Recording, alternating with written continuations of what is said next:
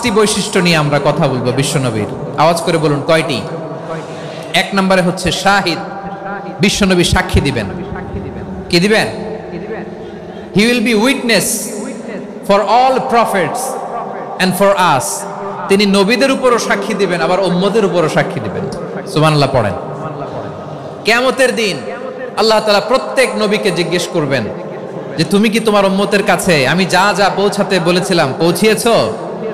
নবীরা বলবে আল্লাহ আমি পৌঁছিয়েছি। নবীদের কথা ঠিক কিনা, সত্য কিনা, এর সপক্ষে তখন বিশ্বনবী সাক্ষী দিবেন। সুবহানাল্লাহ পড়েন। এজন্য রব্বুল আলামিন বলেন ফাকাইফা ইযা জিনা মিন কুল্লি উম্মাতিন বিশাহীদিন ওয়া জিনা বিকা আলা হাউলাই শাহীদা। তখন কেমন হবে যখন প্রতিটি উম্মত থেকে আমি একজনকে সাক্ষ্য হিসেবে বের করে আনবো, আর তাদের উপরে নবী আমি আপনাকে সাক্ষ্য বানাবো। পড়েন সুবহানাল্লাহ। তাহলে সব উম্মতের ব্যাপারে সেই উম্মতের নবীরা সাক্ষ্য দিবে, আর ওই নবীদের উপরে আমাদের নবী বিশ্বনবী সাক্ষ্য দিবেন। সুবহানাল্লাহ পড়েন। এজন্য বিশ্বনবী হচ্ছেন শাহিদ। শাহিদের আরেকটা ব্যাখ্যা হচ্ছে বিশ্বনবী সাল্লাল্লাহু আলাইহি ওয়াসাল্লাম আমাদের সাক্ষীর উপরে তিনি সাক্ষী দিবেন। তিনি নবীদেরও সাক্ষী, আবার আমাদের উপর উম্মতের উপরও সাক্ষী। সুবহানাল্লাহ পড়েন।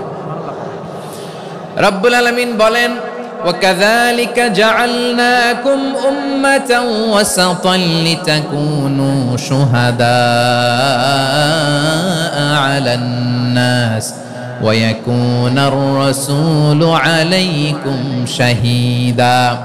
আর অনুরূপভাবে আমি তোমাদেরকে মধ্যমপন্থী উম্মত হিসেবে তৈরি করেছি, প্রেরণ করেছি। ব্যালেন্সড উম্মাহ, মধ্যমপন্থী উম্মাহ হিসেবে প্রেরণ করেছি, যাতে করে তোমরা সবার উপরে সাক্ষ্য দিতে পারো, আর যাতে তোমাদের নবী হতে পারে তোমাদের উপরে সাক্ষ্যদাতা। পড়েন সুবহানাল্লাহ।